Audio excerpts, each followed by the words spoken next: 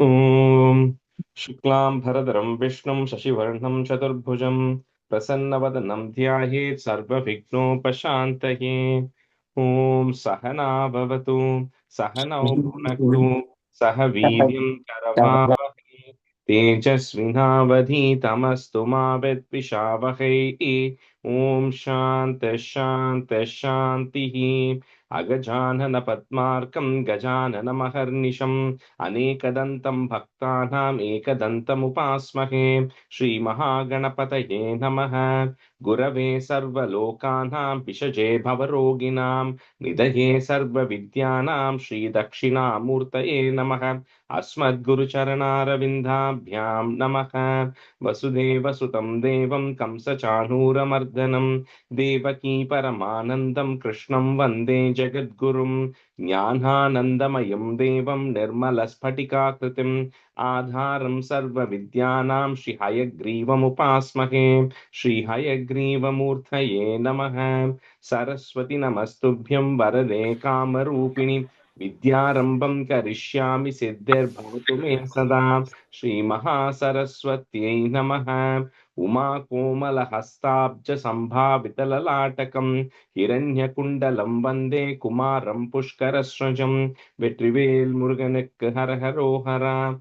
லோகவீரியம் மகாபூஜ்யம் சர்வரக்ஷாகரம் விபும் பார்வதி ஹிருதயானந்தம் சாஸ்தாரம் பிரணமாம்யகம். சுவாமியே சரணமையப்பா. वागर्ताविव सम्पृक्तौ वागर्त प्रतिपत्तये जगदः पितरौ वन्दे पार्वती परमेश्वरौ। श्रीपार्वती परमेश्वराभ्यां नमः। कोमलं पूजयन् वेणुं श्यामलोऽयं कुमारकः वेदवेद्यं परं ब्रह्म तस्मै श्रीगुरवे नमः। अस्मद्गुरुचरणारविन्दाभ्यां नमः। श्रीकृष्ण गोविन्द हरे मुरारे श्रीनाथ नारायण वासुदेव। श्रीकृष्ण गोविन्द हरे मुरारे श्रीनाथ नारायण वासुदेव। श्रीकृष्ण गोविन्द हरे मुरारे श्रीनाथ नारायण वासुदेव। पीताम्बरं करविराजितचक्रशङ्खकौमोदकी सरसिजं करुणासमुद्रं राधासहायम् अतिसुन्दरमन्दहासं वातालयेशम् अनिशं हृदि भावयामि। कृष्णो रक्षतु मां चराचरगुरुः कृष्णं नमस्ये सदा। कृष्णेनैव सुरक्षितोऽहमसकृत् कृष्णाय दत्तं मनः। कृष्णादेव समुद्भवो मम विभो कृष्णस्य दासोऽस्म्यहम्। कृष्णे भक्तिरचञ्चलास्तु भगवन् हे कृष्ण तुभ्यं नमः।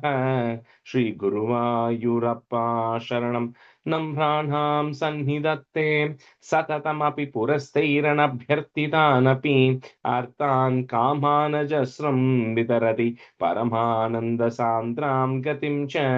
इत्थं निःशेषलभ्यो निरवधिकफलः पारिजातो हरे त्वं क्षुद्रं तं शक्रवाटी ध्रुममभिलषति व्यर्थमर्त्यव्रजोऽयं। श्रीगुरुवायूरप्पा शरणं श्रीभट्टपादम् अनिशं हृदि भावयामि। वंशी विभूषितकरात् नवनीरधाभात् पीताम्बरात् अरुणबिम्बफलादरोष्टात् पूर्णेन्दुसुन्दरमुखात् अरविन्दनेत्रात् कृष्णात् परं किमपि तत्त्वमहं न जाने।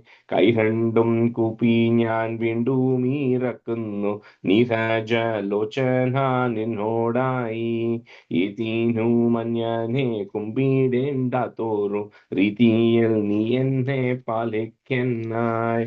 കൃഷ്ണ ഹരേ ജയ കൃഷ്ണ ഹരേ ജയ കൃഷ്ണ ഹരേ ജയ കൃഷ്ണ ഹരേ. Good morning, everyone. Welcome to the class. All right, we'll do a review of 26 and 27. I think we didn't do 26 review, I believe. So, okay, Priyam, you can do one, and then Ravi, you can do one. Good evening, 26 Pandrela. Yep.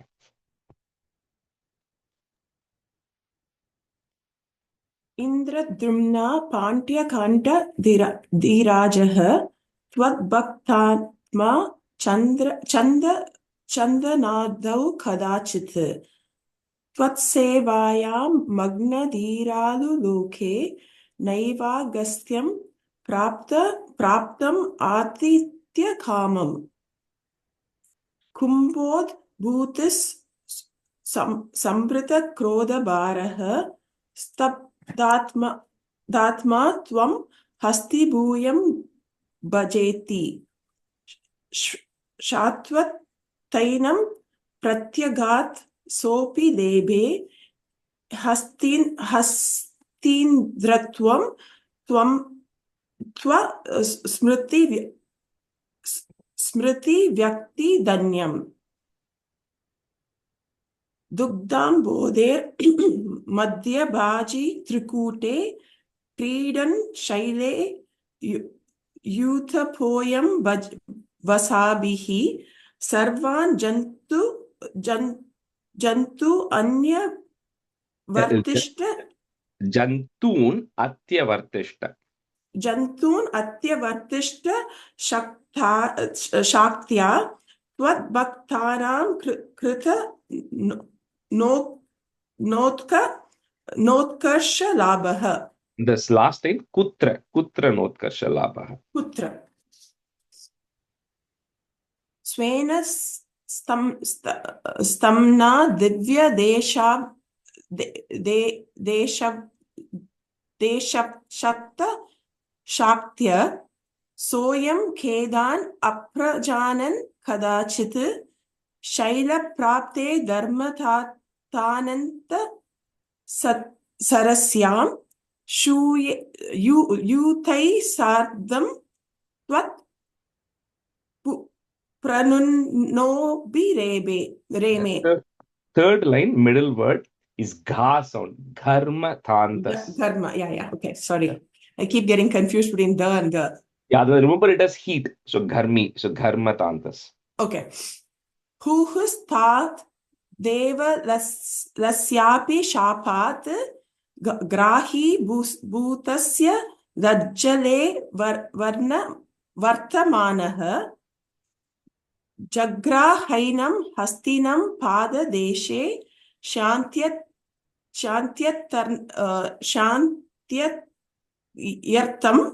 हि श्रान्तिदोषि स्वखानाम् त्वत्सेवाया वैवादु दुर्निरोधं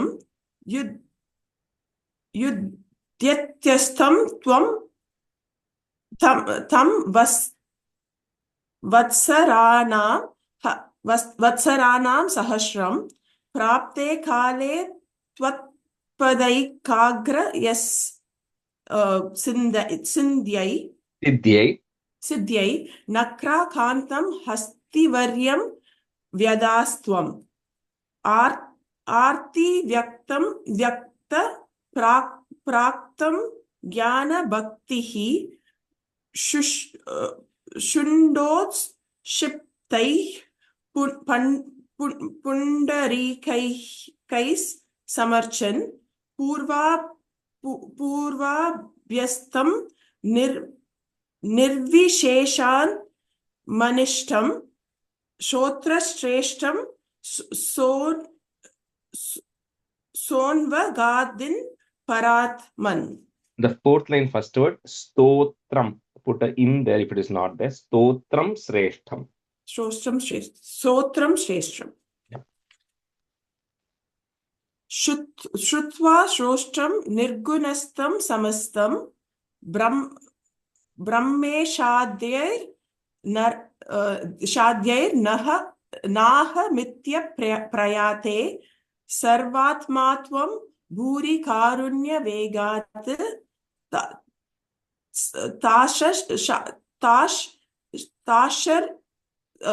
தார் முதல்ல தார் வந்துடும்.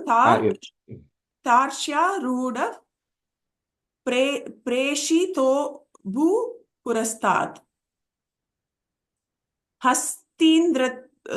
ஹஸ்தீந்திரம் த்வம் ஹஸ்தபத்மேன திருத்வா சக்ரேன த்வம் நக்ரவர்யம் व्यदारीहि गन्धेरस्मिन् गन्धर् गन्धेर् गन्धर्वेस्मिन् गन्धर्वेस्मिन् मुक्तशापे स हस्ति त्वत्सारूप्यं प्राप्य दीप्येते स्म एतद् वृत्वं त्वां च मां च प्रगेयो यागे सोऽयं गायेत् सोऽयं भूयसे श्रेयसे स्यात्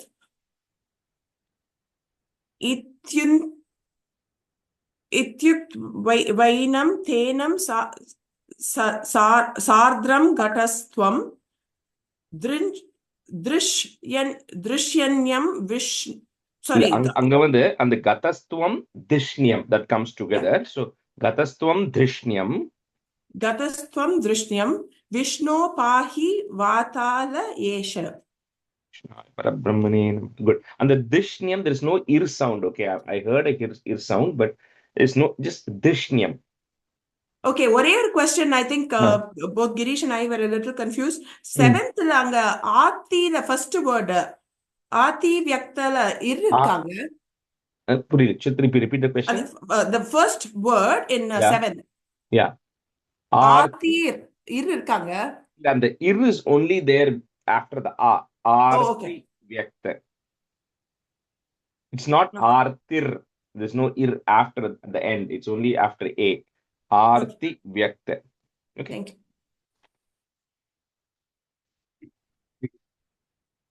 You can go ahead, Ravi.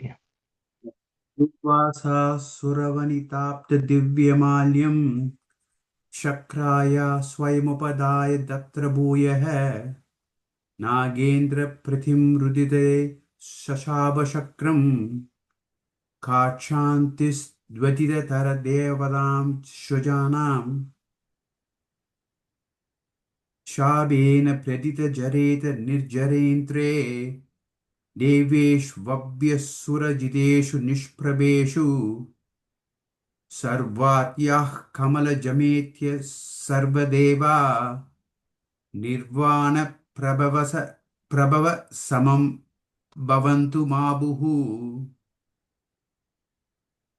ब्रह्मात्यै स्तुतत महिमाचिरं तदानीं प्रादुष्यन् वरद पुरः परेण दाम्ना हे देवा तिदिज कुलैर्विदाय सन्तिं पीयूषं परिमदतेदि पर्यशास्त्वं सन्तानं कृतवति दानवैः सुरौके मन्दानं नयति मदेन मन्दरात्रिं प्रष्ट्रेऽस्मिन् बदर मिवोदवहन् गगेन्द्रे सत्यस्त्वं विनिहितवान् भयोदौ आदाय धृतमदवासिगं वरत्रां पादोदौ विनिहित सर्वबीजजाले प्राप्ते मदन विदौ सुरासुरैस्तैः व्याजात्वं भुजगमुगे करो सुरारीन्. Third line, first word, prarabdhe. Oh, prarabdhe. Prarabdhe madanavitau surasuraisdaiः व्याजात्वं भुजगमुगे करो सुरारीन्. शुप्ताप्त्रौ शुभित जलोदरे ददानीं दुक्ताप्तौ गुरुदर भारदो निमग्ने देवेषु व्यदितदमेषु तत्प्रियैषी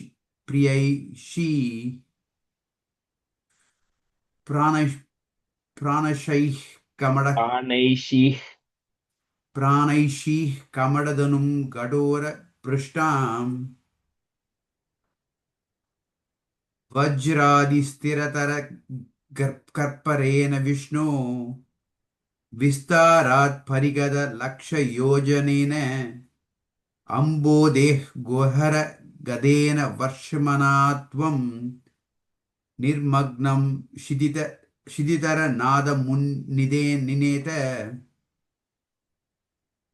उन्मग्ने जडित तदा तराधरेन्द्रे निर्मेदुर्दृढमिह सम्मदेन सर्वे आविश्य द्वितय गणेऽपि सर्पराजे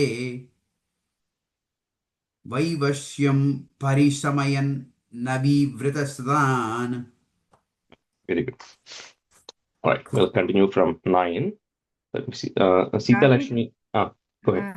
எனக்கு ஒரே ஒரு கொஸ்டின். இந்த 5 அந்த சுரைஸ் சுரஸ்தைர் வியாஜாத்வமா அது வந்து சந்தி மாறதா? இல்லங்க, அந்த ir from vyajatvam, the ir from vyajatvam becomes the visarga at the end of the third line. So sura surais taihi. Taihi. Okay. And then the ir will go away. Vyajatvam. Then comma, Okay. then vyajatvam. Okay. Okay. All right. Yes. Sita Lakshmi, you can be student. Yeah, sorry. Go ahead. எனக்கு ஒரு doubt இருக்கு. Sorry சொல்லு. காயத்ரிக்கு. அந்த 6th அதுல வந்து பிராணேஷி, அதுல என்ன நீங்க கடைசியில போடுறீங்க? இஃப் போடுறீங்களா ஹ போடுறீங்களா? It's a h, ha, ich. Okay. Ich, the ka vandaduna, it's like a ich sound. Okay. Thank you. Okay, Sita Lakshmi, you can be student, and Madhavi Garu, you can be student. So we'll do from stanza 9. Uddama Brahmanajavo Namadgirindranyastaikastiratarahasta pankajam tvam Abhrante Vidigirishadaya Pramodat Udbhrantanunuvurpata Pushpavarshaha. Just to recap on this Kurmavataram, we saw how Indra was cursed by Durvasa, so he then started losing the power. So when the devas lose the power, the asuras get strong, then they are all driven out. So they all go to Brahma, then Brahma goes to Narayana, and then he says, okay, you go do a truce with the asuras. So they do a truce, so then lift the Mandara mountain to churn, but they're not able to lift. So Bhagavan comes on Garuda first and then puts the Mandara mountain. Then they start churning, but for that, when they start doing it, then the mountain sinks because of the weight. So then the Bhagavan takes the Kurma Avataram to go protect it from the bottom, to hold it steady, right? And then they start the process along with Vasuki. They all get tired. Again, Bhagavan has to go inject more energy into all of them so they can continue the process, right? So that's where we kind of left at stanza 8. So now, everybody's energized, right? And then they all start, when they start churning anything, because of the grinding, it starts moving up, right? Because, it's resting on the mountain, but when everybody starts doing it very fast, the mountain began to go up because of the constant rotation that was actually happening, because of the spinning that is happening. So at that time, they are worried because, this mountain begins to rise up. They are not able to control it. So again, oh Bhagavan, you have to come at this whole Kurmavataram 27, 28, 29. It's like at every point, Bhagavan has to come and help them out, right? So it's not like one incident. At every point he comes. Even here, same thing. They don't know what to do. So you again come at the same Ajita, the incarnation of Narayana as Ajita, who takes the Kurma Avataram. That same Ajita also comes from the top and then rests his hand on the top of the mountain. So the mountain doesn't go up. So he says, with this, oh Bhagavan, you are protecting it from the bottom and you are protecting it from the top so that these devas as well as they can continue the process. So Uddhama Brahmana Javonnamad, double na, Javonnamad Girindra, and then put a plus. So those two lines will come together. Girindra plus Nyestaika Stiratara Hasta Pankajam Twam. So this is your hand, which is like a lotus. You put that Hasta Pankajam Twam, you put it on top. Abhrante Vidi Girishadayaha, put a F to join. Girishadayah Pramodat, put a it at the end of that line and comma. Pramodat. Next time, if we have Dudbranta, that becomes Udbranta. So Udbranta Nunuvuru Pata Pushpa Varshaha. Uddhama Brahmana Javona Madgirindranyastaika Stiratarahasta Pankajam Twam Abhrante Vidigirishadayah Pramodate उद्भ्रान्तानुनुवुर्पातपुष्पवर्षाः उद्धामभ्रमणज्जवोन्नमद्गिरीन्द्रन्यस्तैकस्थिरतरहस्तपङ्कजं त्वाम् अभ्रान्ते विधिगिरिशादयः प्रमोदात् वर्षाः वर्षाः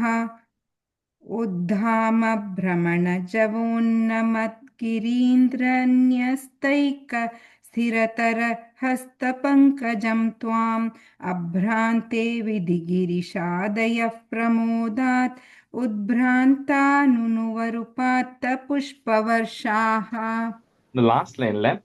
Nunu Vuru sound. नुनुवुरुपात्तपुष्पवर्षाः. Okay.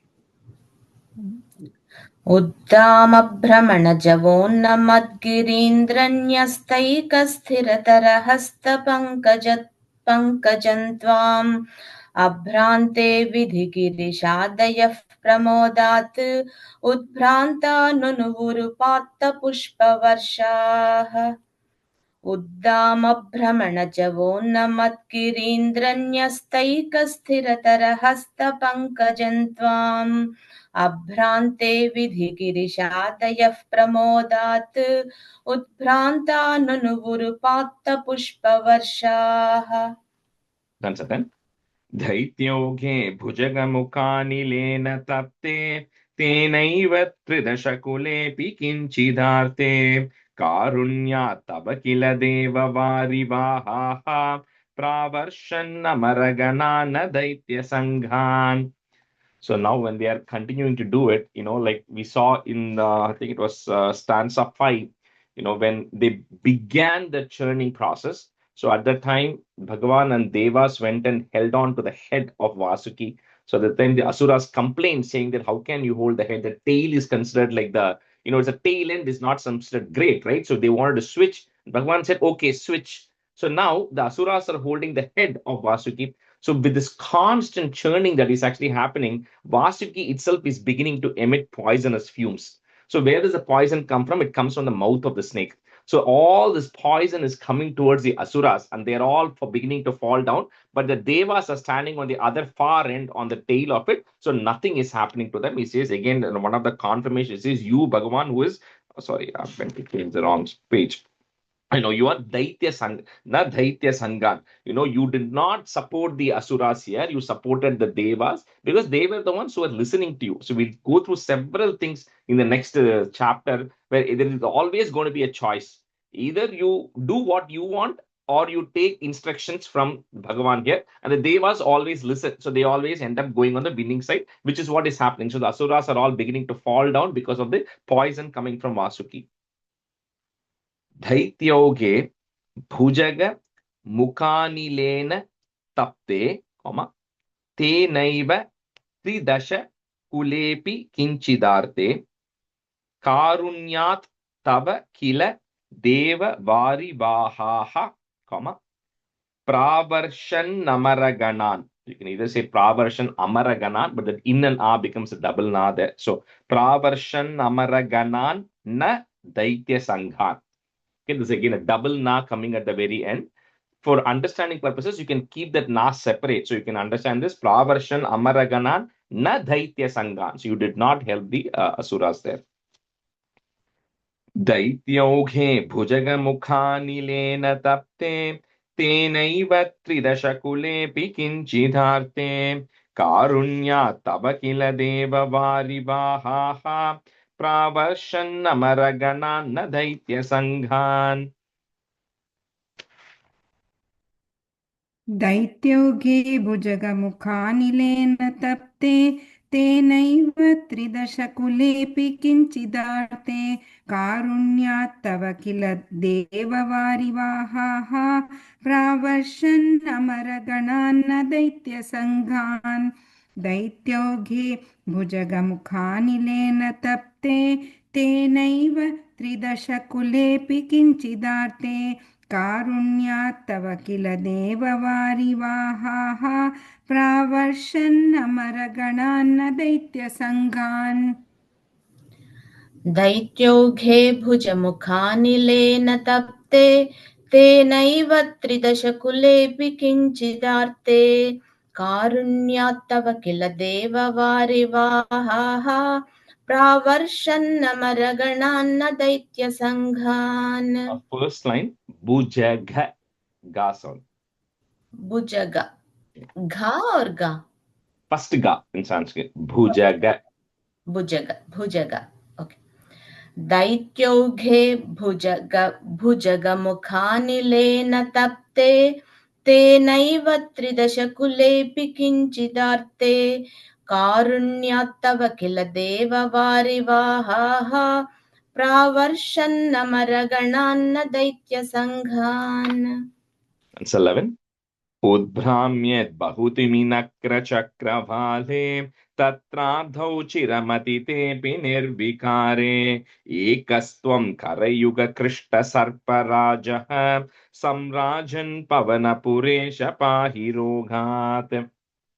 So they all keep trying, right? Everything they do, right? The Kurma Avataram comes to protect it from the bottom. Bhagwan comes, puts his hand from the top, protects them from Vasuki, but still nothing is coming out, right? So these Asuras and Devas are getting very fed up with it, right? And they are all ready to give up, saying, what is the purpose of this? We have been doing it for a really long time. We said Amrit is going to come up. No nectar has come. So at that time, you, Bhagavan, you, Ajita, you yourself come and then start holding it from both ends and start the process, right? So with this, he says, no, at the end of the day, you are providing support from the bottom, you're providing support from the top, you are the one doing the churning also, and these were all just standing on the side and watching. So with that, this Dashakam comes to an end. Say, Ekastvam. So you alone are doing it.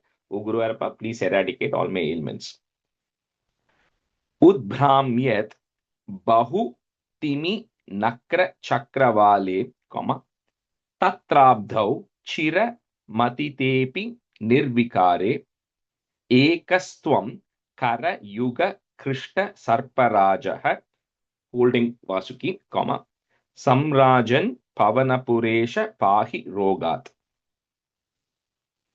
Udbhamyat Bahuti Minakra Chakravale Tatrabdhau Chiramati Nirvikare Ekastwam Karayuga Krishna Sarparajaha Samrajan Pavanapuresha Pahi Rogat. उद्भ्राम्यद् बहुतिमिनक्रचक्रवाले तत्राब्धौ चिरमथितेऽपि निर्विकारे एकस्त्वं करयुगकृष्टसर्पराजः सम्राजन् पवनपुरेश पाहि रोगात् उद्भ्राम्यद् बहुतिमिनक्रचक्रवाले तत्राब्धौ चिरमथितेऽपि निर्विकारे एकस्त्वं करयुगकृष्टसर्पराजः सम्राजन् पवनपुरेश पाहि रोगात्. ராஜேஷ், எனக்கு ஒரே ஒரு question. Ninth ஸ்டாண்டால எனக்கு அது உட்காரலை சரியா. ஸோ ஃபர்ஸ்ட் லைன்ல எப்படி பிரேக் பண்ணும்? உத்தாம பிரமண ஜவோன்னமத் கிரீந்திர न्यस्तैक स्थिरतर हस्त Pankajam त्वाम. Okay, first line, I think what was happening was you are not finishing up in Girindra. You are trying to finish up before Girindra when you are saying it. Okay. So that was what was happening. Okay. Thank you. उद्भ्राम्यद् बहुतिमिनक्रचक्रवाले तत्राब्धौ चिरमथितेऽपि निर्विकारे एकस्त्वं करयुगकृष्टसर्पराजः सम्राजन् पवनपुरेश पाहि रोगात्.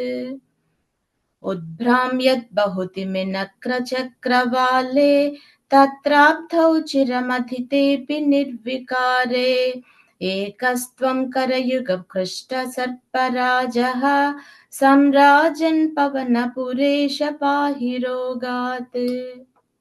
Krishnaya Parabrahmane Namaha. Okay, I'll go to Dashakam 28. Dashakam 28, mine has a very long title, but it doesn't matter. Essentially, it's all the things that's going to come out of the ocean. So it says, Amrita Matane Kalakutat Varnanam, Kalakutam, Lakshmi Swayamvara Varnanam, description of the marriage of Mahalakshmi, Amrutotpatti Varnanam, finally Amritam coming also. So it's everything, 13 things come, but it just talks about the key ones. Stanza 1. Garalam Taralanalam Purastate Jaladherudvijagala Kalakutam Amarastuti Vadamoda Nigno Girishastan Nipapau Bhavat Priyartam.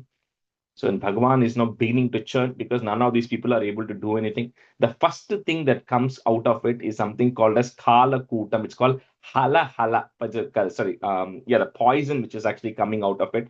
So this poison is it's like initially it's very poisonous. So anytime poison comes, it emits hot fumes, right? So when these lethal fumes were coming, people were beginning to fall. Nobody could actually bear it. So it was just going into all of their, bodies, right? And they are not able to breathe. So at that time, they all run, to say, who can help us out here?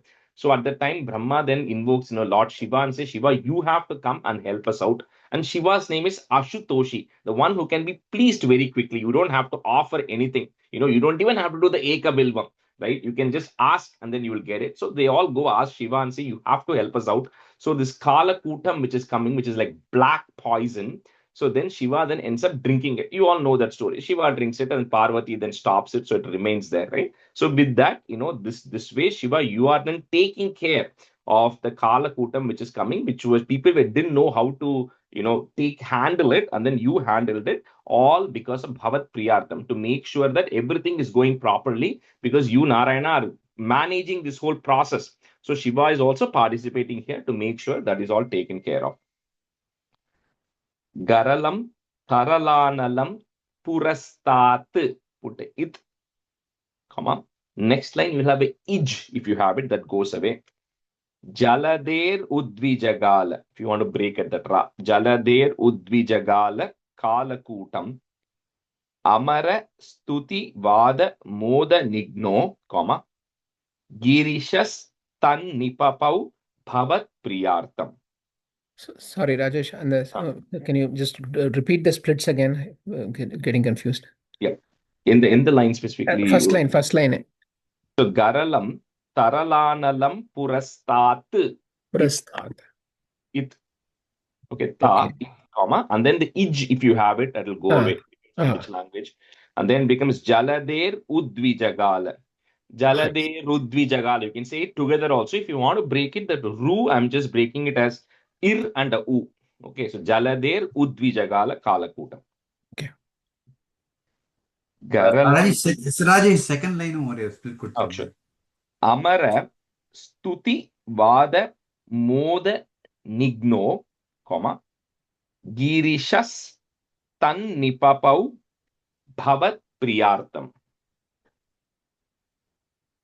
Garalam Taralanalam Purastate Jaladherudvijagala Kalakutam Amarastuti Vada Moda Nigno Girishastan Nipapau Bhavat Priyartam.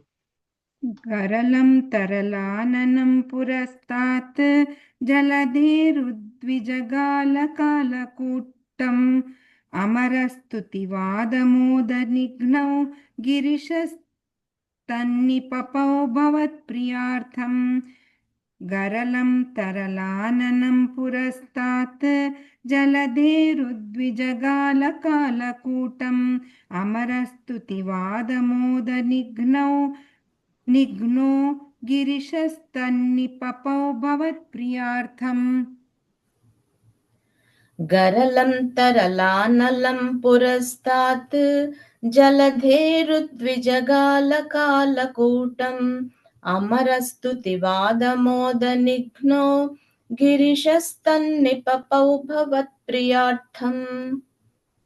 Garalam Taralanalam Purastat Jaladherudvijagala Kalakutam Amarastuti Vadamodanigno Girishastannipapau Bhavat Priyartham. Stanza 2. Vimatat susura sureshu jhata surabestam brishishunyadha stridhaman Hayaratnamabhutate bharatnam dyutaruschaapsarasa sureshu tani. So different things are going to start coming, right? So first the hala, the poison came, kalakutam, which Shiva then consumed to protect them. So the next one that is coming is, Surabhi. The Surabhi is the celestial cow, right? Which is like see, cow. Anytime in the Sanskrit they use the word cow. It means because a cow gives a lot of stuff, right? So the cow is alive. It gives milk.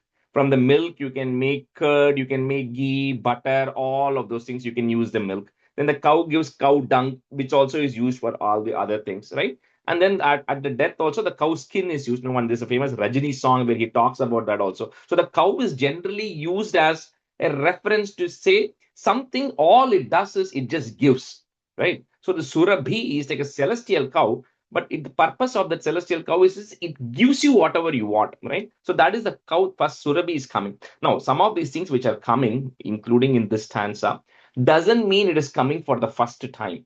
It is kind of, think of it as it is manifesting again, because later on Airavata is going to come. But Indra already had Airavata, which trampled the thing that Durvasa gave. So it doesn't mean Airavata was not there before. It is like Mahalakshmi is going to come again. So it just means reincarnation of that in a different form, right? That's how you have to think of it, not the first time. So anyway, first Surabhi is coming.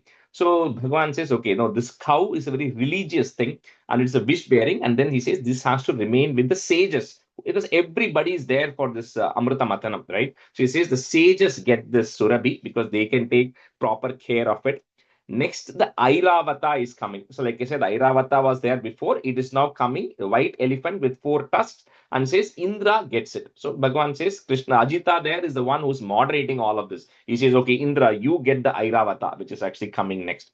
The next, there's a white horse which comes. It's called as the Uchai Shravas. So this Uchai Shavas horse, when it actually comes, very powerful horse. So at the time, the Uchai Shravas, which is coming, all of that, you then end up giving all of this to the gods. So the Indras and everybody gets the Uchai Shravas, they get the Airavata, and then higher Ratna, multiple jewels, and all of these are coming, and all of this goes to the gods as well as the Apsaras. So, which is who are coming as well. All of people are coming again, like re-emergence of all of this. All of this goes to the Devas in the first round. So, Bimatatsu Surasureshu Jata, put a plus, Surabhis Tam Rishishu Nyadhas Tridhaman. So, the first 2 lines are together. Nyadhas Tridhaman. Haya Ratnama Bhutateba.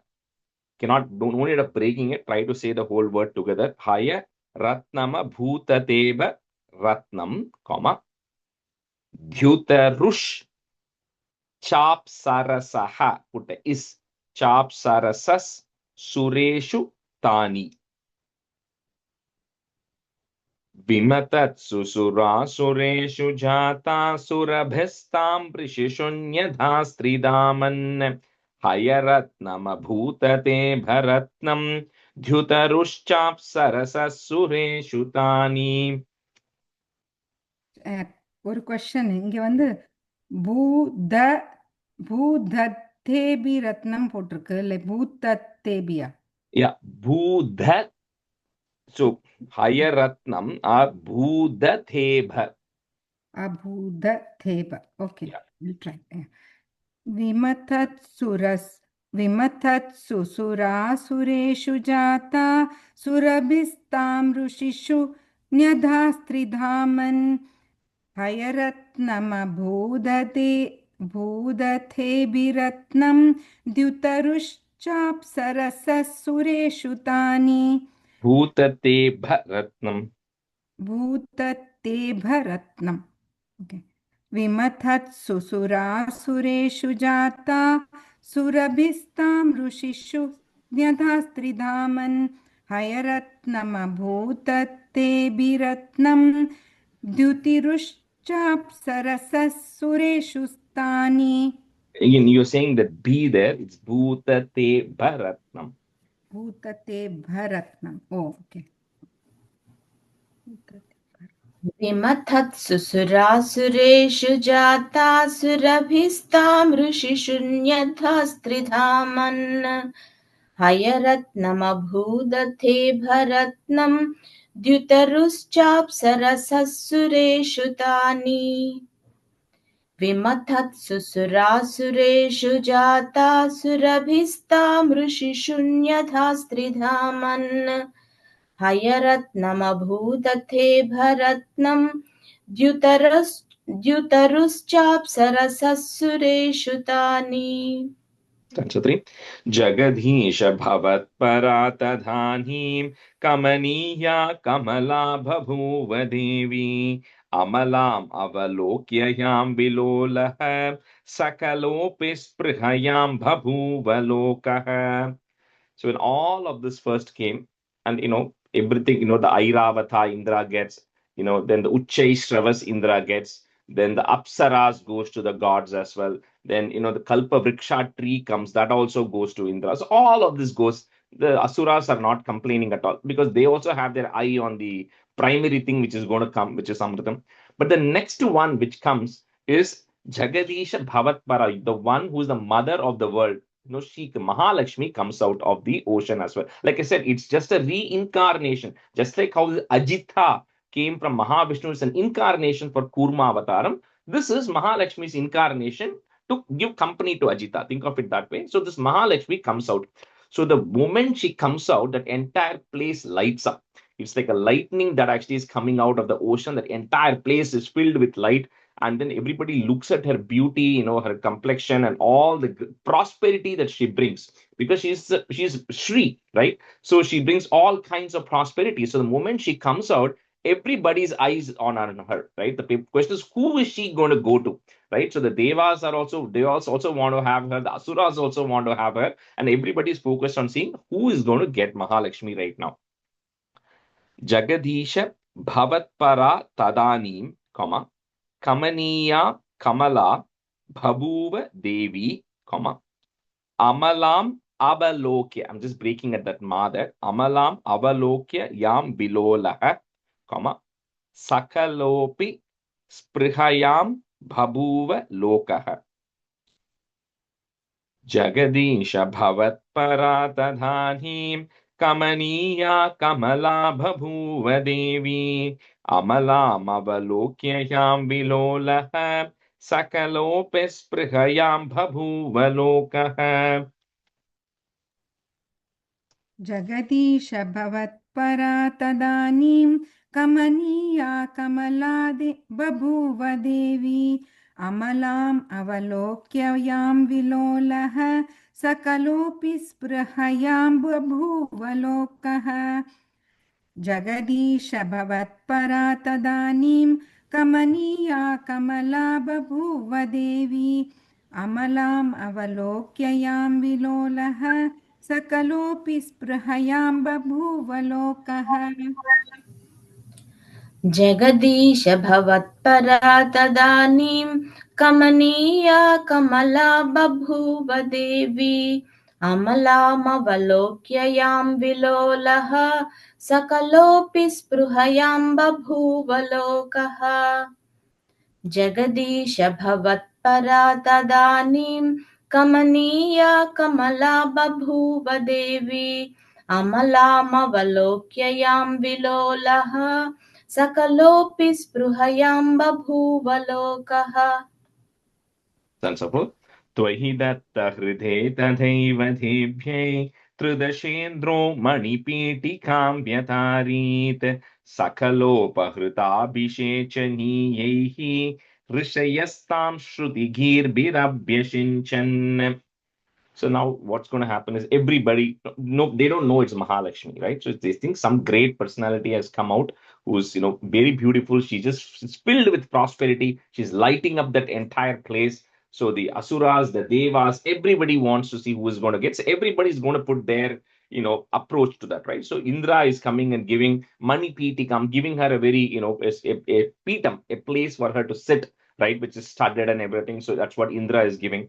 Then the Rishi, then it talks about how Mother Earth is manifesting and bringing all the stuff, right? Essentially, everybody is doing things because they're going to do an Abhishekam for Mahalakshmi here right now. So it talks about how, Ganges and Yamuna, which are actually celestial rivers, there's a representation of that on earth, but the Ganges, Yamuna, everybody is actually coming there to offer things to Mahalakshmi, and even the rishis are beginning to sing the Vedic hymns because they are going to do an Abhishekam to Mahalakshmi next. So Shruti Ghirbi, Shruti means Vedas. So they're all beginning to chant it because they're going to do an Abhishekam. Tvayi Datta Hride Tadaiva Devyai, Tridashendro Mani Pitikam Vyatarit Sakalopahrita. So that first of all, that line cannot break it. So you have to kind of say the whole word together. Sakalopahrtabhishechaniyaihi. So add a visarga at the end. So cannot break it. Sakalopahrtabhishechaniyaihi. Visarga, comma. Next line on Rishayastham. If you have a ir, that goes away. Rishayastham Shruti Girbhir. You can break at that ra. Girbhir Abhyashinchan.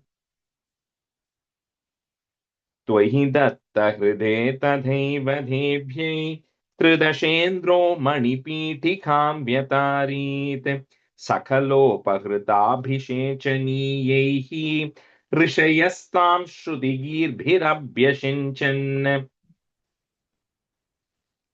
त्वयि दत्तहृदे तदैव देव्यै त्रिदशेन्द्रो मणिपीठिकां व्यतारीत् सकलोपहृताभिषेचनीयैः ऋषयस्तां श्रुतिगीर्भिरभ्यषिञ्चन्. சரியா? Yeah. त्वयि दत्तहृदे तदैव देव्यै त्रिदशेन्द्रो मणिपीठिकां व्यतारीत् सकलोपहृताभिषेचनीयैः ऋषयस्तां श्रुतिगीर्भिरभ्यषिञ्चन्.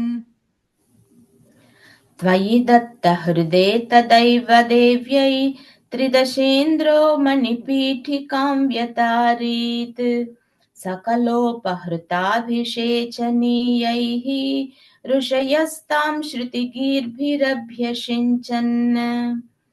त्वयि दत्तहृदे तदैव देव्यै त्रिदशेन्द्रो मणिपीठिकां व्यतारीत् सकलोपहृताभिषेचनीयैः ऋषयस्तां श्रुतिगीर्भिरभ्यषिञ्चन्. Abhishek Jalanupati Mugdattvadapangairabhushitangavallim Manikundala Pita Chelahara Pramukaistam Amaradayon Babhushan. So Abhishek, first way it starts itself, right? So they all end up doing the Abhishekam for Mahalakshmi with the water that has come from the Ganges, Yamuna, and everything. So the rishis are all chanting the Vedic mantras, and then the elephants also come and put the water. Like you'll see a lot of pictures of elephants putting water. So all elephants are coming and putting water, and then Indra has given his things. Vishwakarma also is there. He's giving some ornaments. Saraswati is coming and giving a necklace. Brahma is coming and giving a lotus flower. So it talks about how everybody is coming and giving something to Mahalakshmi, right? So with that, she's all getting, Abhishekam is getting over. She's all well decked up now because she has to pick now. The main question is who is, so they're giving her the free choice. Who are you going to get married to? So they all deck her up like a bride and then do all the Abhishekam and the Alankaram right now. So Abhisheka Jalanupati Mugdha, put a plus, Tvada Pangairava Bhushitanga. You cannot break this word too much. So Tvada Pangairava Bhushitanga Vallim. So that word you can separate, but the rest of the middle portion is going to be together. Mani Kundala Pita Chela Hara plus Pramukais Tam. I'm just breaking at that ma. So Tam. Next word starts with the A. Amaradayonva Bhushan. That will be one long word. Amaradayonva Bhushan. So first two lines together, third and fourth line together as well. अभिषेकजलानुपातिमुग्ध त्वदपाङ्गैरवभूषिताङ्गवल्लीं मणिकुण्डलपीतचेलहार प्रमुखैस्ताम् अमरादयोन्बभूषन् अभिषेकजलानुपातिमुग्धत्वत् I'm sorry. अभिषेकजलानुपातिमुग्धत्वदपाङ्गै எப்படி சொன்னாங்க त्वदपाङ्गैरव त्वदपाङ्गैरवभूषिताङ्गवल्लीं प्रमुखैस्ताम् प्रमुखैस्ताममरादयोन्वभूषन् अभिषेकजलानुपातिमुग्धत्वदपाङ्गैरवभूषिताङ्गवल्लीं मणिकुण्डलपीतचेलहारप्रमुखैस्ताम् अमरादयोन्वभूषन् अभिषेकजलानुपातिमुग्धत्वदपाङ्गैरवभूषिताङ्गवल्लीं मणिकुण्डलपीतचेलहारप्रमुखैस्ताम् अमरादयोन्वभूषन् अभिषेकजलानुपातिमुग्धत्वदपाङ्गैरवभूषिताङ्गवल्लीं मणिकुण्डलपीतचेलहारप्रमुखैस्ताम् अमरादयोन्वभूषन् The sixth.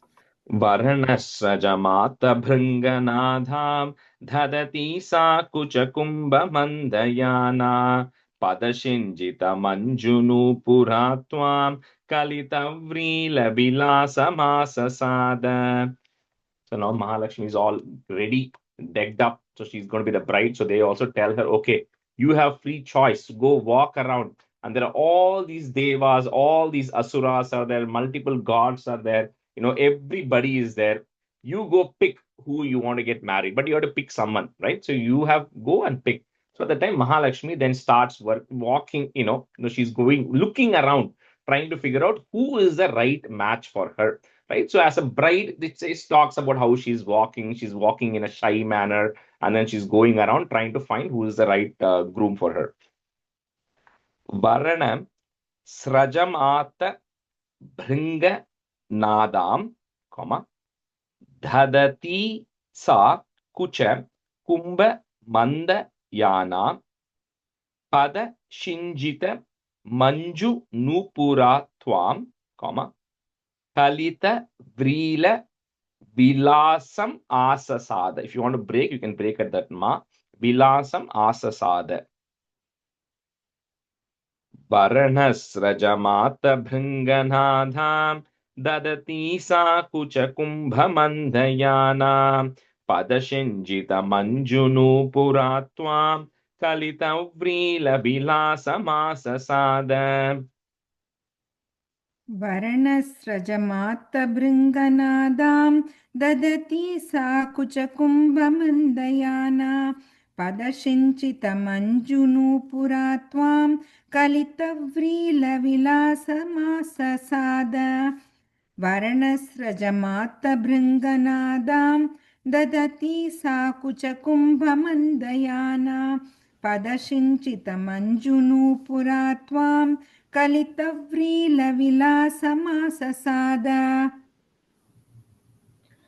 वर्णस्रजमात्तभृङ्गनादां धतति सा कुचकुम्भमन्दयाना पदशिञ्जितमञ्जुनूपुरा त्वां कलितव्रीडविलासमाससाद वर्णस्रजमात्तभृङ्गनादां दधति सा कुचकुम्भमन्दयाना पदसिञ्जितमञ्जुनूपुरा त्वां कलितव्रीडविलासमाससाद. We'll switch halfway. Lakshmi, you can be a student, and Divya, you can be a student. Stanza 7. Girisha Druhinadi Sarvadevan Gunabhajopya Vimukta Doshaleshan Avamrishya Sadaiva Sarvaramhye Nihita Tvayanayapi Divyamala. So like every bride goes through, she has a tough choice now. She, like she wants a perfect husband. And so Mahalakshmi is walking around and she's looking at everybody she sees. She sees some people who have undergone great austerities and everything, like, but they still have a small amount of anger in them. Then there are people who possess a lot of knowledge, but they still have material desires in them. Some people may have a lot of, have great personality, but they have lusty desires, like Indra, everybody. So she goes through each one of the person who is there and sees, is this person completely perfect?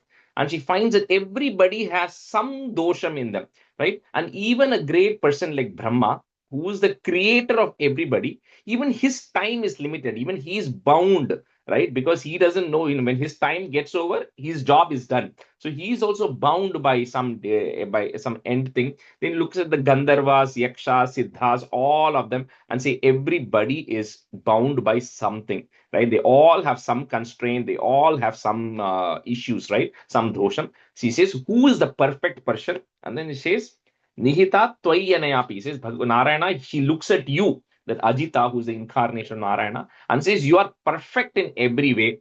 You don't get angry, you have all the knowledge, you don't have any material attachments, you don't have any lusty desires, and you don't have a beginning or an end, right? Because anyway, even Ajita is an incarnation of the Narayana, so there's no beginning or end. She says, you are my perfect match. So she then goes and puts the Divya Mala, she goes and picks that Ajita as her husband, which was anyway bound to be, because this Mahalakshmi is an incarnation of the main Mahalakshmi. Ajita is an incarnation of Narayana, so they're both bound to get married. Anyway, so she then ends up picking that Ajita Narayana as her husband. Girisha Druhinadi Sarva Devan, Guna Bhajopya Vimukta. You cannot break that word. Guna Bhajopya Vimukta Dosha Leshan Avamrishya Sadaiva Sarva Ramye, Nihita Tvayanayapi Divyamala. Girisha Druhinadi Sarva Devan Gunabhajopya Vimukta Dosha Leshan Avamrishya Sadaiva Sarva Ramye Nihita Tvayanayapi Divyamala. गिरिशत्रुहिनाति सर्वदेवान् गुणभाजोऽव्यविमुक्तदोष लेशान् अवमृश्य सतैव सर्वरम्ये निहिता त्वय्यनयाभिदिव्यमाला गिरिशद्रुहिनाति सर्वदेवान् गुणभाजोऽव्यविमुक्तदोषलेशान् अवमृश्य सदैव सर्वरम्ये निहिता त्वय्यनयापि दिव्यमाला गिरिशद्रुहिनादि सर्वदेवान् गुणभाजोऽप्यविमुक्तदोषलेशान् अवंश्रय सदैव सर्वरम्ये निहिता त्वयनायपि दिव्यमाला. The fourth line, Tvayanayapi, is a half ya and a full ya. Tvayanayapi. Sorry. Yeah. அங்க வந்து twa, நீங்க which language are you following? Sanskrit or English? English. So it will be TVAYY. Tvayanayapi. Double Y there. Tvayanayapi. Yeah. Let me just put it in the chat one second. Should be Tvayanayapi. I'm not able to pronounce. Yeah, it's a double Y that comes there. Okay. त्वय्यनयापि दिव्यमाला गिरिशद्रुहिनादि सर्वदेवान् गुणभाजोऽप्यविमुक्तदोषलेशान् अवंश्रय अवमृश्य सदैव सर्वरम्ये निहिता त्वयनायपि दिव्यमाला. And double Y is Tvayanayapi. Tvayanayapi divyamala. Correct. Stanza 8. Urasa tarasa mamani thainam bhuvananam janani mananya bhavam Twaduro vilasatta dikshana shri pariprishtya paripushtamasa vishwam. So, you, Mahalakshmi, who's Bhuvananam Janani, the one who is the mother of the entire world, you then marry Narayana, and of course, Ajita then gives her the right spot of where to sit, which is to sit in his chest, right? That is the resident place of Mahalakshmi. So, you then get a place in the chest of Ajita of Narayana, and that's where you reside. And then the moment you, Mahalakshmi, look around, then naturally the entire place is getting prosperous because it is giving an indication of what is going to be coming. So finally, the time has come for the nectar to come. So that is going to come because Mahalakshmi has come and she has cast her glance everywhere. Everybody is going paripushtamasi vishwam. The entire world is becoming prosperous, right? Because of that. Urasa tarasa mamani thainam, bhuvananam jananim, breaking at that ma, jananim ananya bhavam, twaduro vilasatta, double itandata, vilasatta dikshana shri, put a plus, parivrishtya paripustamasa vishwam.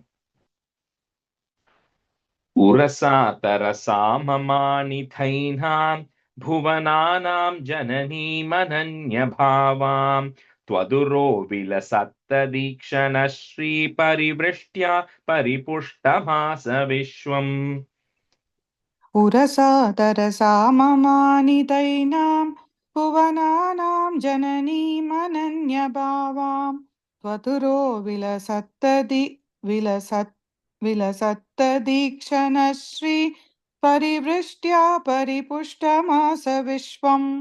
Urasa tarasa mamanidainam bhuvananam janani mananya bhavam Tvaturo vilasatta dikshana shri parivrishtya paripushtamasa vishwam.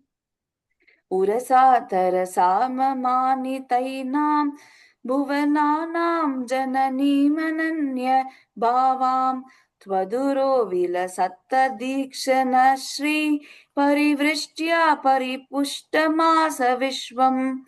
Urasa tarasa mamanidainam bhuvananam janani mananya bhavam Twaduro vilasatta dikshana shri parivrishtya paripushtamasa vishwam. Atimohana vibhrama tadhanim madayanti khalu varuni niraghat tamasa padavi madhastvamenan ati sammananaya mahasurebhyah. So, the Asuras have been patiently waiting. Nothing seems to be coming their way. Originally, the Uchchai Shravas and everything comes. Indra took away. Then Mahalakshmi came. That Ajitha took away. The Asuras also have to keep motivated. Now, anytime good is taken away, then there is bad that is going to remain, right? And that is the one that is coming next, which is Varuni. Varuni actually refers to the one who carries liquor or something which is bad or evil, right? Because that is associated with intoxication and lust, and then you losing your focus and all of that. So the negative side of Mahalakshmi, right? The opposite end of it. So that Varuni is coming.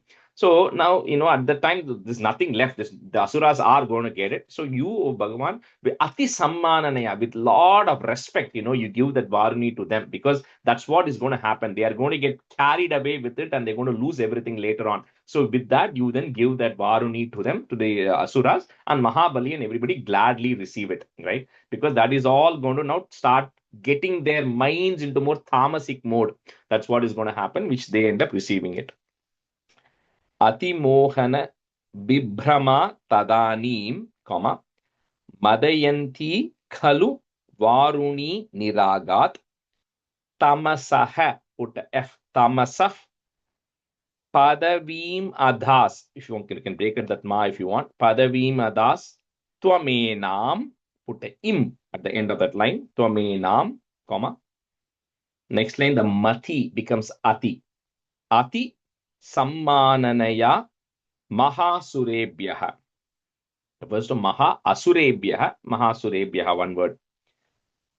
Atimohana vibhrama tadhanim मदयन्ती खलु वारुणी निरागात् तमसः पदवीमदास्त्वमेनाम् अतिसम्माननया महासुरेभ्यः अतिमोहनविप्रमाददानीं मदयन्ति खलु वारुणी निरागात् तमसः पदवीमतास्त्वमेनाम् अतिसम्माननया महासुरेभ्यः अतिमोहनविप्रमाददानीं मदयन्ति खलु वारुणी निरागात् तमसः पदवीमतास्त्वमेनाम् अतिसम्माननया महासुरेभ्यः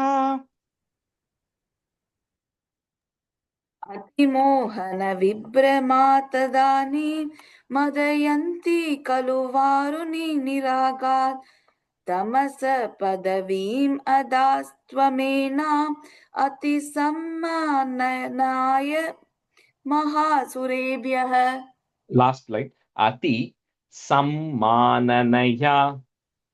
अतिसम्माननाय Nanaya. You're saying na. Ati sammananaya. अतिसम्माननया महासुरेभ्यः Yeah. अतिमोहनविभ्रमातदानीं मदयन्ति खलु वारुणी निरागात् तमस पदवीमदास्त्वमेनाम् अतिसम्माननया महासुरेभ्यः Sunset. तरुणाम्बुदसुन्दरस्तथा त्वं ननु धन्वन्तरिरुत्थितोऽम्भुराशेः अमृतं कलशे वहन् कराभ्याम् अखिलार्तिं हरमारुतालयेश.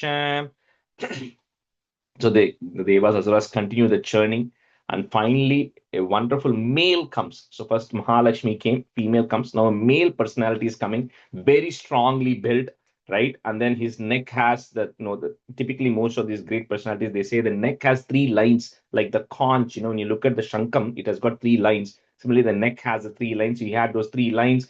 His complexion was very blackish. So a very black person actually comes out, dressed in Pitambaram, dressed in yellow color, and then he is then carrying a pot of Amrit.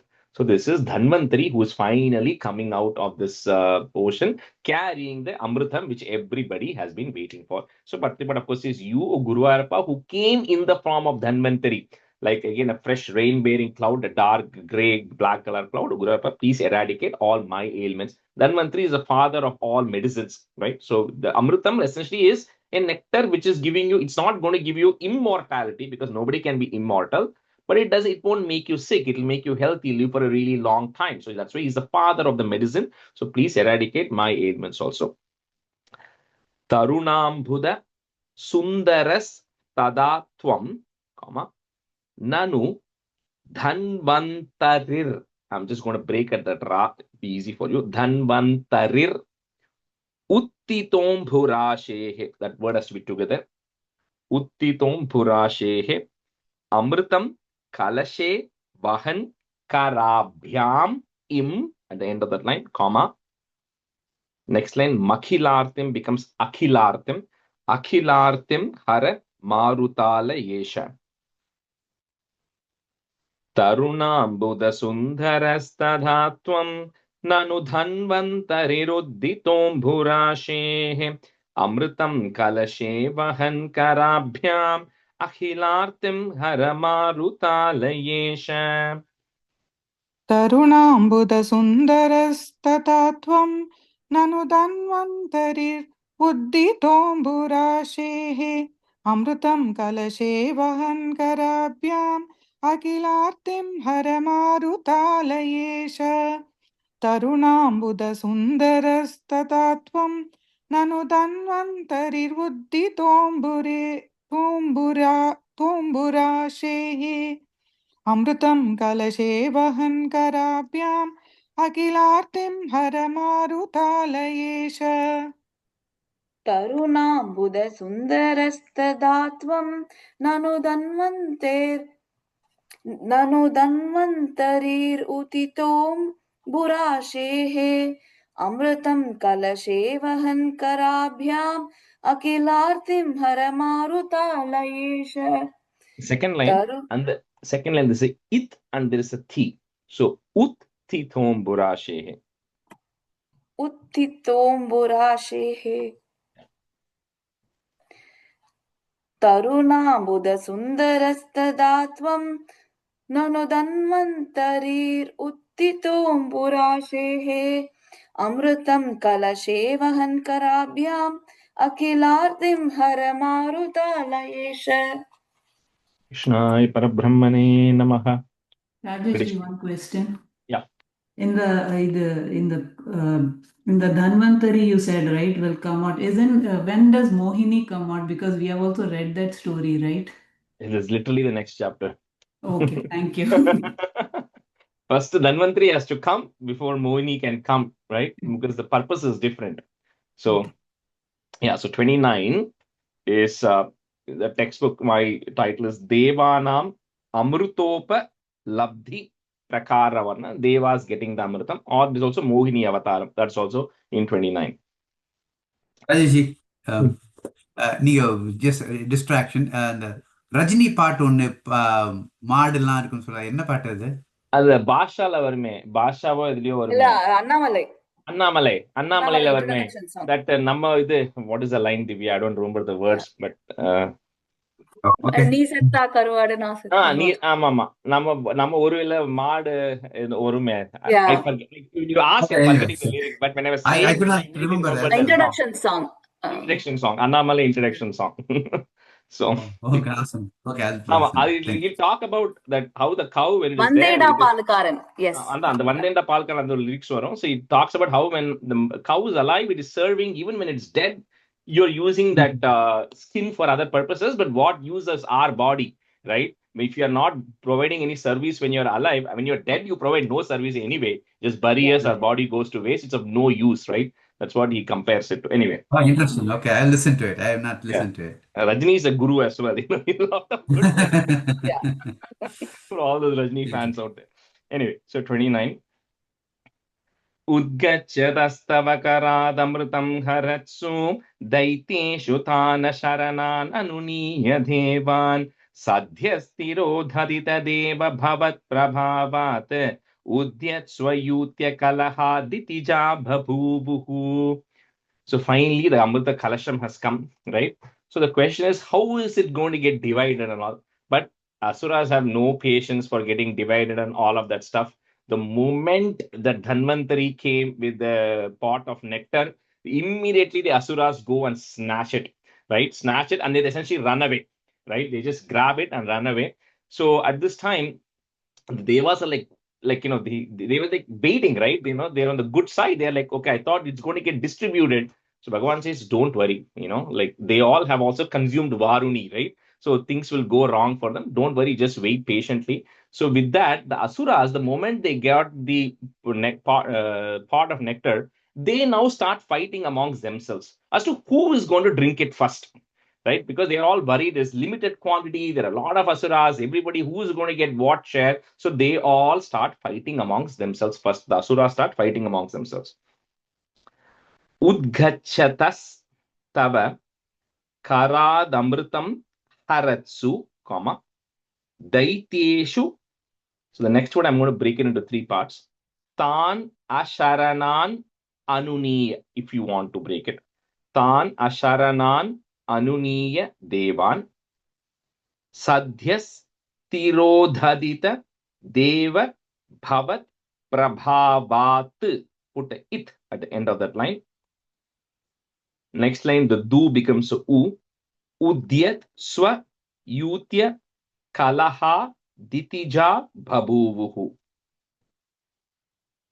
Udgachyatastavakarādamritam haratsu daiteshu tāna sharanānanuniya devan sadhyastirodhadita deva bhavat prabhavat udyat swayutya kalahaditija bhabhuvuhu.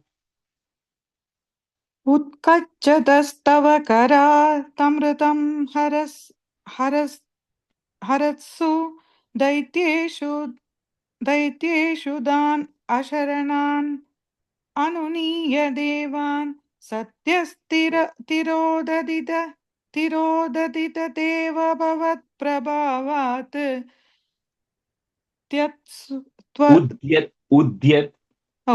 उद्यत्स्वयूत्य कलह तितिजा बभूवुः उत्कच्छतस्तव करातमृतं हरत्सु दैत्येषु तान् अशरणान् अनुनीय देवान् सत्यस्तिरोदितदेव भवत्प्रभावात् उद्यत्स्वयूत्य कलह तितिजा बभूवुः उद्गच्छतस्तव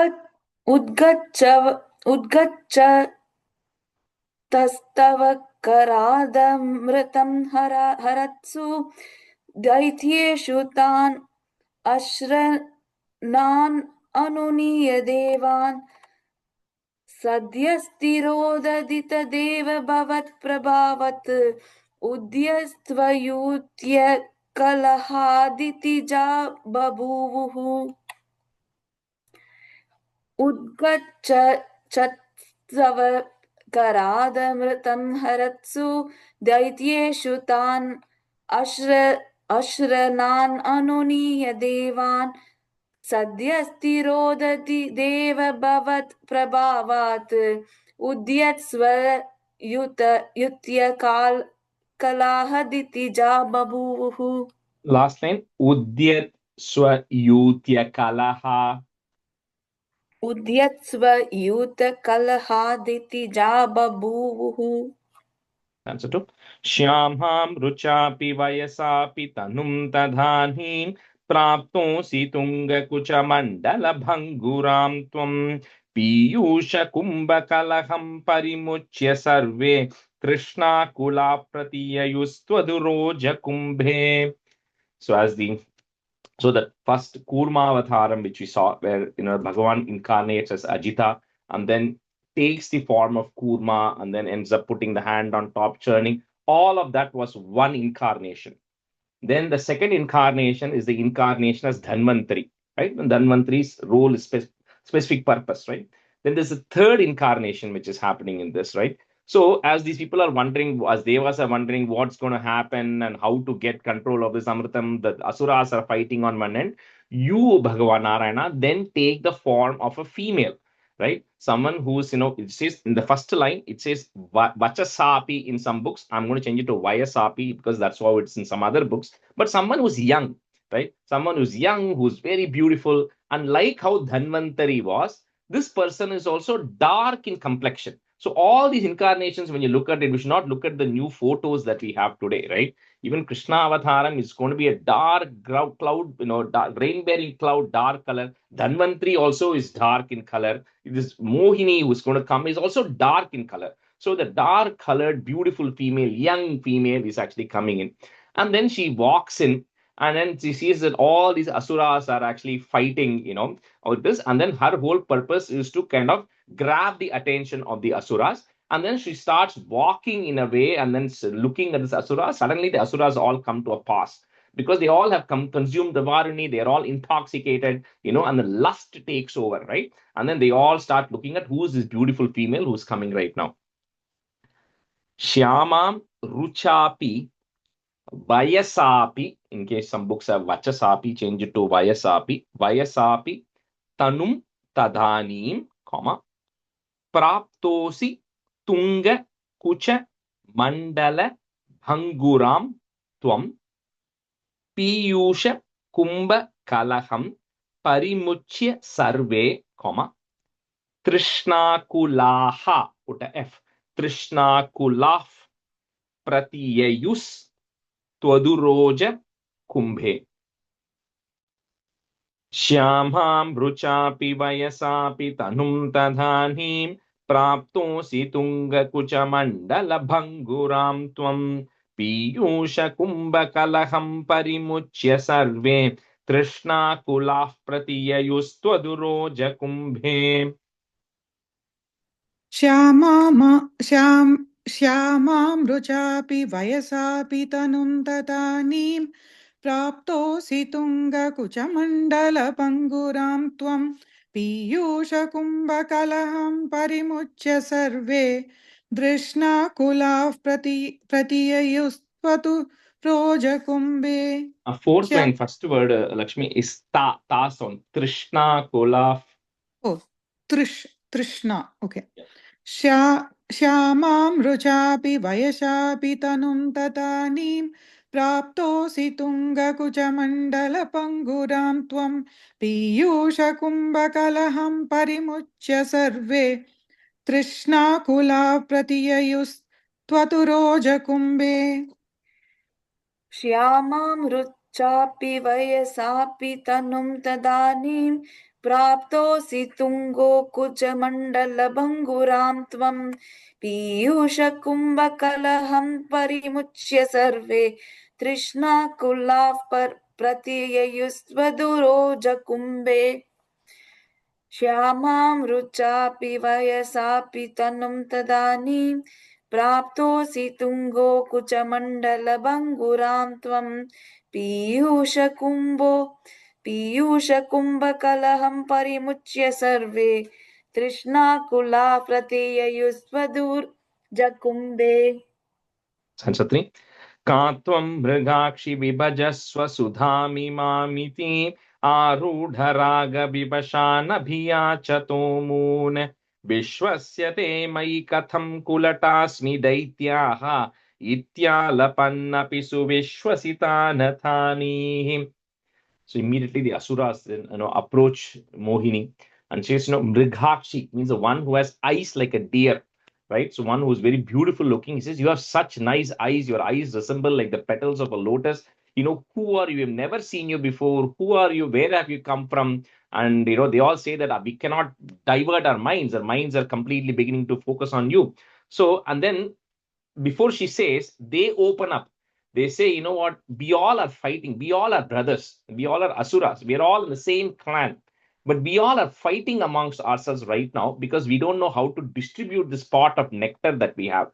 And because suddenly this has caused hate amongst ourselves, right? Amongst the asuras. And they also say our own father, Kashyapa, who is the father for the devas and the asuras, they are our siblings as well. But still we are all fighting with each other. But so they come and tell Mohini, we need you to distribute this nectar amongst us, right?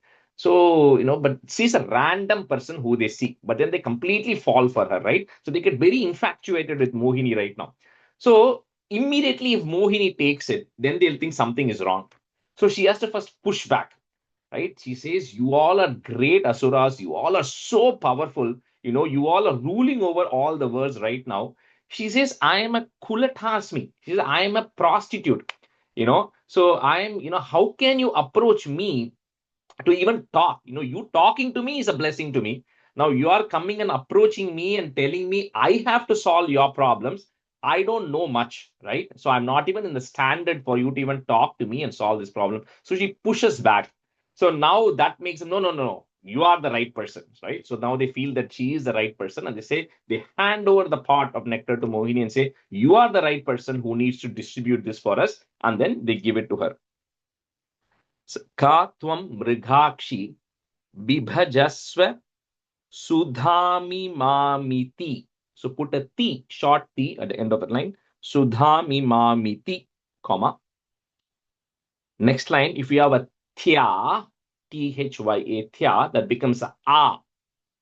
So arudha raga vivashan, I'm breaking at that na, vivashan abhiyachatomun Vishwasyate mai katham kulatasmi daityaha. Add a visarga, you won't have it. Kulatasmi daityaha, comma.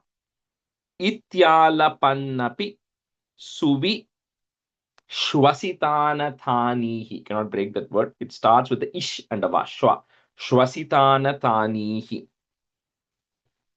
Katvam mrigakshi vibhajaswa sudhami mamiti आरूढराग विवशानभियाचतोमून् विश्वस्यते मयि कथं कुलटास्मि दैत्याः इत्यालपन्नपि सुविश्वसितानतानीः. Wait a second. का त्वं मृगाक्षि विभजस्व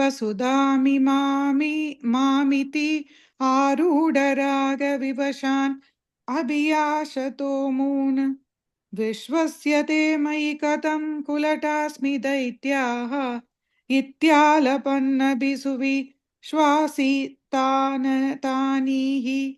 And the shwa, there's no a sound. The shwasita natanihi. श्वसितानतानीः का त्वं मृगाक्षि विभजस्व मामिति आरूढरागविवशान् अभियाशतो moon विश्वस्य ते मयि कथं कुटलास्मि दैत्याः इत्यालपन्नभिसुवि श्वसत् श्वशसितानतानीः. Shwasita natanihi. Oh, sorry. Shwasitanatanihi. Shwasita. Third line, kulata. I think you said kutala by mistake, but Oh, kulata. kulata. Kulata. Okay. का त्वं मृगाक्षि विभजस्व मामिति आरुढ रागविवशान् अभियाचतो moon विश्वस्य ते मयि कथं कुलतामि दैत्याः इत्यालपन्नपि सुविश्वसितानतानिः. Tanihi.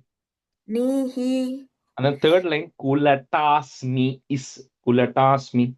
कुलटास्मि दैत्याः का त्वं मृगाक्षि विभजस्व मामिति आरुढरागविवशनभियाचतो मून् विश्वस्य ते मयि कथं कुलटास्मि दैत्याः इत्यालपन्नपि सुविश्वसितान् अतानिः.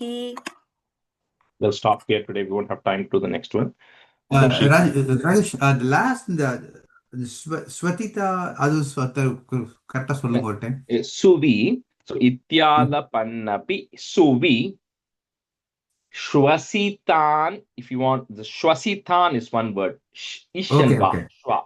Got it. Shwasitan atanihi. If you want to break it, or you can say it together. Shwasitan atanihi. Rajesh, once can you make a quick announcement about that Wednesday event in Lake County? Yeah. I'm going to say that. Yeah, I'll just wrap this up and I'll say that. I was going to do that. Yeah, thanks. सान्द्रानन्दावबोधात्मकमनुपमितं कालदेशावधिभ्यां निर्मुक्तं नित्यमुक्तं निगमशतसहस्रेण निर्भास्यमानम् अस्पष्टं दृष्टमात्रे पुनरुरुपुरुषार्थात्मकं ब्रह्मतत्त्वं तत्तावद्भाति साक्षात् गुरुपवनपुरे हन्त भाग्यं जनानां कायेन वाचा मनसेन्द्रियैर्वा बुद्ध्यात्मना वा प्रकृते स्वभावात् करोमि यत् सकलं परस्मै नारायणायेति समर्पयामि. Yeah, thanks for reminding, Ravi. So yeah, so I probably sent that flyer. You might have seen it in multiple places, right? So we have this Agre Pashyami event, which is happening on Wednesday in the Grace Lake campus. Now, Agre Pashyami, if you don't know, is the first stanza of the 100th Dasakam of Narayaneeyam, right? Agre Pashyami Tejo Nibidatarakala. I'm seeing in front of me a divine form, right? So essentially, this is a ballet, which was the story and the narration is done by Sri Dushyant Sridhar of the entire Narayaneeyam. And the people are going to come and dance to that, right? So it's going to be very beautiful. I have not seen it, but I'm really looking forward to it. And I've heard great feedback about it, of them going through important dashakams, right? So they have Narsimha Avataram, they're going to have Kurma Avataram, they'll have Matsya Avataram, I'm sure. Then I don't know if they're going to have Gajendra Moksha. I don't know what all is there. But of course, Krishna Avataram, they're going to have a lot of things around that. So all of you, please try to attend. I sent the flyer. You just have to RSVP so that they know how many are coming. It's donation based. So you can give how much money you want. It's aimed for Seva Foundation thing, right? So, and I also It's in Lake bring County College campus here. Yeah, what is it, Ravi? It's in Lake County College campus. Lake County, yeah, and college, I know it's Grace a Lake. Wednesday evening, so there'll be, I know people might come from work. There is free snacks. There's no dinner, but there's free snacks. So as soon as you come from work, so you can have some snacks and hopefully enjoy the event and hopefully contribute something towards Aim for Seva. Thank you. Thank you. Rajeshji, I don't know if you touched on it in the beginning. I was a little late to the class. Are we having the class from 7 or 7:30? I would prefer 7:30. Yeah, I'm going to put a I poll. would prefer 7:30 too. Yeah, I'm going to put a poll. That's the best way. So I mean, we are already at 7:30, so which means it's working for everybody. So I'll only shift to 7 if it works for everybody. Okay. So I'll just put a poll. I'm okay with either, but I know we shifted to 7:30 for some reason. So okay, thanks for reminding, Divya. I'll put a poll right now. Okay. Thanks, Yeah. everyone. Thank you, Thank you. Rajesh. Thank Thank you, you. Rajeshji. Bye.